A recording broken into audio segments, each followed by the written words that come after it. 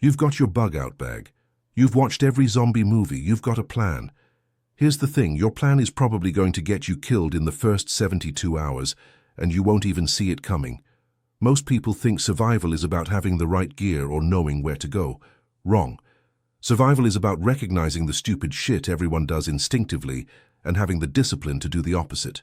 Studies of actual disaster evacuations show that roughly 70% of people make the same critical mistakes in the first 6 hours. They follow the crowd. They trust authority blindly. They prioritize comfort over safety. And in a zombie scenario, that predictable behavior compresses your survival window from days to minutes. You're not special. You don't have plot armor. And that confidence you're feeling right now about your escape plan. That's mistake number 1. Before we dig into the 9 ways people turn themselves into zombie chow, hit that subscribe button and smash the bell. This channel exists to give you the tactical edge everyone else is too polite to mention. The difference between surviving and becoming another shambling corpse in the horde. Let's set the parameters for this nightmare. We're talking about classic Romero-style zombies. Slow, relentless infection through bite or fluid contact. Reanimation time of 6 to 12 hours. You're in a mid-sized American city when the outbreak hits. No warning, no gradual build-up. Just sirens, screaming, and the sudden realization that society is collapsing faster than your Wi-Fi during a Netflix binge. You've got whatever's in your house, whatever's in your car, and maybe 30 minutes before your neighborhood becomes a hot zone. You don't get to choose your starting location. You don't get military training. You get you right now, with all your assumptions and civilian instincts, most of which are about to betray you. Stupid tactic. Number 1. Heading to official evacuation centers. The emergency alert system says to proceed to designated evacuation centers. Every instinct screams that this is the safe play. Government resources, medical personnel, security.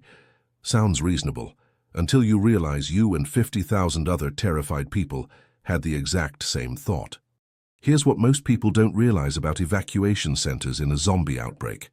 They're not designed for quarantine or long-term siege. They're designed for hurricanes and floods, where the threat is environmental, not biological, and exponentially self-replicating. One infected person in a crowd of 5,000 becomes 10 within hours, then 100, then the center itself becomes a breeding ground contained by its own fences. The cascade goes like this: a drops in line showing symptoms.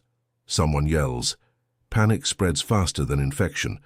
Security tries to lock down. People push toward exits. The fences that were supposed to keep threats out now trap you inside with them.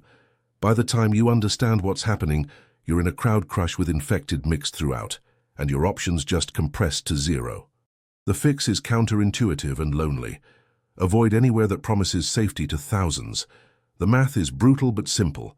The more people, the more vectors, the faster the center fails.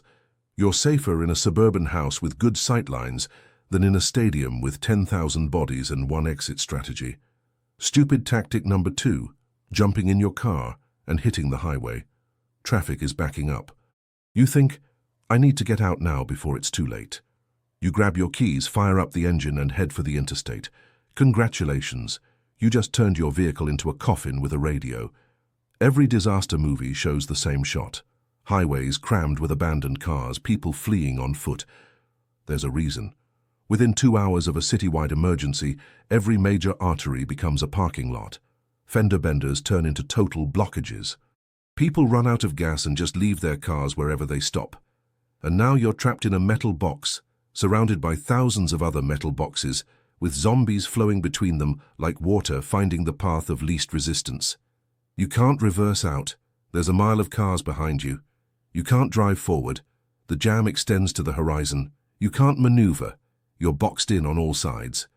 And the whole time you were sitting there listening to emergency broadcasts and watching your fuel gauge drop, you could have been moving on foot through residential areas, covering actual distance instead of 0 miles in 2 hours. The tactical alternative: treat your car as a very short-term asset. Use it for the first 20 to 30 minutes while roads are still navigable, then abandon it strategically. Park it somewhere useful, blocking a choke point you've already passed, creating an obstacle between you and pursuit. Don't fall in love with 4 wheels and a tank of gas. Mobility beats horsepower when the roads are dead. Stupid tactic. Number 3.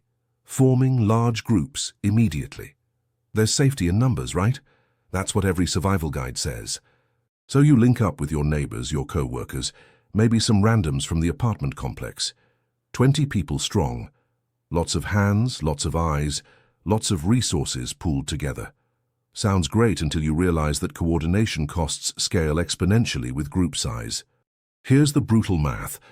Every person added to your group doesn't just add capability.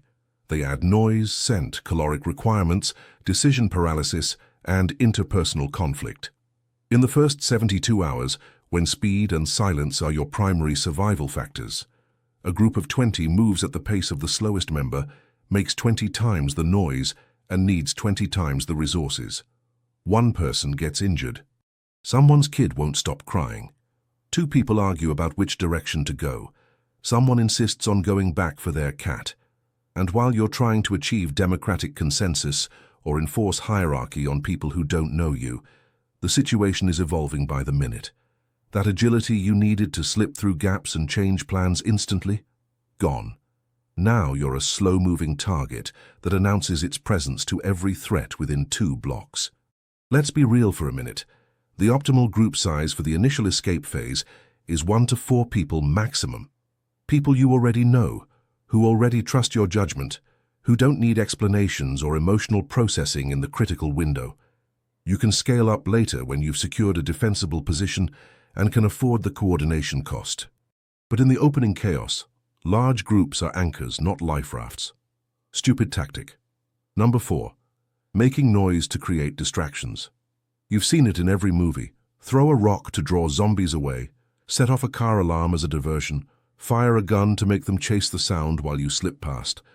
Clever, tactical, straight out of the action hero playbook. And it works great in fiction, where the director controls exactly how many zombies hear it and where they come from. In reality, sound doesn't create a convenient distraction.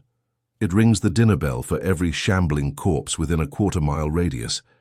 You think you're pulling 10 zombies away from your escape route. You're actually calling 100 from directions you didn't even know were populated. And now they're converging on an area you need to move through. Except instead of being dispersed and navigable, they're concentrated and focused. The cascade looks like this. You trigger the alarm. Zombies within immediate area turn toward it. Good so far. But zombies 2 blocks over also hear it, and they start moving in, and the zombies behind them follow. Within 10 minutes, you've created a localized horde, where before there were only scattered individuals, and if you're unlucky enough to still be in the area when they arrive, you just made your own problem exponentially worse. The sound discipline that actually works is the opposite. Be a ghost. Every noise you make should be calculated, necessary, and controlled. No unnecessary doors slammed. No yelling for communication you could accomplish with hand signals.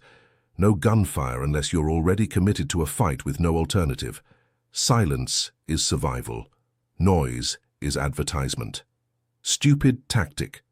Number 5. Barricading without exit strategy. You find a good building, strong doors, few windows, plenty of supplies inside. You pile furniture against entrances, nail boards over glass and settle in to wait it out. You've created a fortress. You've also created a trap. Every barricade is a bet that nothing will force you to leave. No fire, no structural failure, no breach you can't contain, no resource depletion that requires scavenging. That's a lot of bets to make in the first 48 hours when you don't know the infection spread rate, the behavior patterns, or how long this lasts. The thing about zombies is they're patient. They don't get bored or discouraged. If they know you're inside, they'll press against your barricades indefinitely. And if something goes wrong, a fire starts, the roof leaks and compromises structural integrity, someone inside gets bit and hides it, your fortress becomes a burning tomb or a contained outbreak with you trapped inside it. The tactical approach that separates survivors from corpses. Every defensive position needs at least 2 exits, and you need to physically test both before you commit to staying. Not just identify them on a mental map. Actually walk the route, open the window, climb the fence, verify the alley isn't blocked. Because when things go to shit, and they will, you won't have time for discovery. You need muscle memory that says, Back door, down the fire escape, over the fence, through the gap, 50 meters to the next cover. Stupid tactic. Number 6. Prioritizing weapons over basics. The outbreak hits. Your first instinct: get a gun, get a baseball bat. Get something, anything you can fight with. You raid the sporting goods store, grab the biggest blade you can find, maybe fashion a spear from a mop handle and a kitchen knife. You feel prepared. You feel dangerous. You're going to die of dehydration or exposure, and you'll be well armed when it happens. Here's what kills people in actual disaster scenarios. Not violence, but the boring shit. Dehydration, exposure, infection from minor wounds, exhaustion, hunger. In the first 72 hours of a zombie outbreak, your primary threats aren't the undead. It's the collapse of water infrastructure, lack of shelter, and the 1,000 small ways the human body fails without civilization propping it up. You can avoid 90% of zombie contact through smart movement and situational awareness. You can't avoid needing water. The average human needs about 2 liters per day minimum. More if you're moving hard and stressed. That's 14 liters for your first week. Where is it coming from? Not the tap. Water treatment requires power and staffing that failed on day 1. Not the store. That got looted in hour 6. The fix is boring, methodical and effective. Water first, shelter second, basic medical third, food fourth, weapons last. A case of bottled water, a water purification method, a tarp or emergency blanket, basic first aid including antibiotics if you can get them, high-calorie non-perishable food, and only then something for defense. And even then the best weapons are quiet. A knife, a crowbar that doubles as a tool, maybe a suppressed .22 if you've got access and training. That AR-15 you're fantasizing about. It's a 20-pound noise machine that turns every shot into a homing beacon. Stupid tactic number 7. Retreating to high rises. You're in the city when it hits. Ground level is chaos. Your instinct says, get above the danger, get to high ground. You make for the tallest building you can reach. Take the stairs to the upper floors and barricade yourself in an office suite with a view. Sounds defensible. Sounds smart. You just trapped yourself in a vertical coffin with one way out. The problem with high rises is simple physics. Everything flows down, nothing flows up. Water doesn't reach the upper floors when the pumps fail. Gas doesn't reach the generators. People can't escape except through stairwells that become choke points. And if fire starts on a lower floor, and it will eventually, from abandoned cooking, electrical shorts or arson, smoke rises, heat rises, and you're above both, with nowhere to go but the roof. Let's talk about what happens when you need to leave. Maybe supplies run out. Maybe fire forces your hand. Maybe the building's structural integrity is compromised. You have to descend, and descending means committing to a path you can't see, can't clear, and can't avoid once you're in it. Stairwells amplify sound. You won't hear what's waiting until you're right on top of it. Doors might be blocked, jammed, or held by people who aren't letting you through. And every floor is a gamble that nothing's waiting on the other side when you exit. The smarter play: low-rise residential buildings, 2 to 3 stories maximum. High enough to avoid ground-level chaos, low enough that jumping from a second-story window in an emergency is survivable with the right landing. Close enough to ground resources that scavenging is tactical, not desperate. And always pick a building where you've verified the descent route before you ascend. Stupid tactic number 8. Fighting when you could ghost. You're moving through a compromised area. A zombie spots you. It's slow. It's alone. You've got a weapon. Every instinct, every action movie you've ever watched, every video game you've played says, engage. You charge in swinging. You drop it. You feel like a badass. And you just announced your presence to every other corpse in a 3-block radius who heard the scuffle. Combat is loud, it's exhausting, and it's cumulative risk. Every swing is a chance to miss, to slip, to get grabbed, to get fluids in your eyes or mouth. Every fight burns calories you can't replace and increases injury risk from a million vectors: twisted ankles, pulled muscles, blisters that become infected, or just plain exhaustion that slows you down for the next encounter. The math is brutal. If you fight every zombie you see, you're going to encounter a situation where you're fighting zombie number 15 while you're already tired from 1 through 14, and that's where mistakes happen. That's where you stumble. That's where you become what you've been fighting. The tactical alternative that nobody wants to hear because it doesn't feel heroic. Run, hide, ghost. If you can avoid contact, avoid contact. Every zombie you don't fight is energy conserved. Noise not made, risk not taken. Save combat for situations where escape isn't an option, where you're defending a position you must hold, or where engaging one threat now prevents encountering 10 threats later.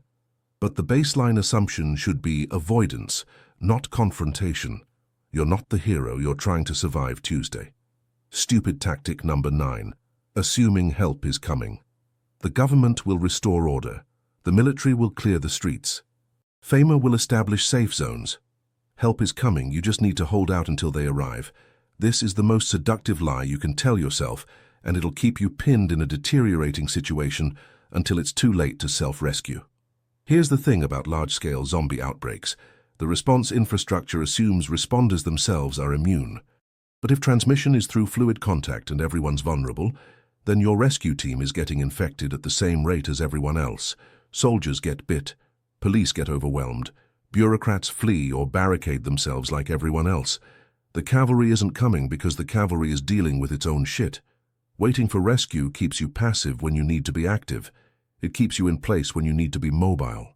It wastes the critical 72 to 96-hour window, when movement is still possible, supplies are still available, and you can still establish position before total societal collapse sets in. By day 5, when you finally accept help isn't coming, the optimal escape routes are blocked, the supplies are looted, and your options have compressed to desperate measures. The hard truth: you are the rescue. You, your skills, your decisions, your willingness to act on incomplete information. The practical advice is simple. Assume you're on your own from minute 1. Every choice, every movement, every supply decision gets made with the assumption that no external help exists. If rescue does come, great, you're ahead of the game. But if it doesn't, you're not the person sitting in a FEMA camp that never materialized, wondering why you waited. Let's be real about survival probability. If you execute all 9 of these stupid tactics, you head to the evacuation center in your car via the highway with a large group, making noise, barricading yourself in a high-rise, fighting everything you see, and waiting for rescue. Your survival window is maybe 18 to 36 hours before one of these decisions cascades into critical failure. Long-term survival? We are talking single-digit percentages. Now the inverse, you stay mobile and solo or with a tiny trusted group. You prioritize water and basics over weapons. You move through residential areas on foot, avoiding main roads and population centers. You find a low-rise defensive position with multiple exits that you've verified. You ghost past threats instead of engaging. You assume self-reliance from minute 0. Your chances improve dramatically, maybe 70 to 80% for the first week, declining slowly from there based on resource management and long-term sustainability. It's not guaranteed. Nothing is guaranteed. But you've shifted the odds from nearly certain death to fighting chance. The honest assessment: surviving the first 72 hours of a zombie outbreak is entirely about recognizing these instinctive mistakes before you make them. Your lizard brain is going to scream for the crowd, for the fortress, for the fight. Your civilized brain is going to trust authority and assume rescue. Both are going to get you killed. What separates the survivors from the corpses is the discipline to think tactically when everyone else is thinking emotionally, to act when others are waiting, and to recognize that sometimes the smart play looks like cowardice to people who don't understand the math. All right, your turn. Go through those 9 tactics and honestly assess which ones would you have fallen for in the first 6 hours. Would you have trusted the evacuation center announcement? Would you have jumped in your car? Would you have fought that first solo zombie instead of slipping past? No plot armor, no "I'm different", just honest assessment of what your instincts would have told you to do in the moment. Drop your answers in the comments. I want to see who's actually thinking tactically and who's still living in action hero fantasy land. And if you got value from this breakdown of what not to do, subscribe and hit that bell. This channel exists to strip away the Hollywood bullshit and give you the actual tactical framework that might keep you breathing when everyone else is shambling. Because the zombies aren't the enemy, your own assumptions are. See you in the next one.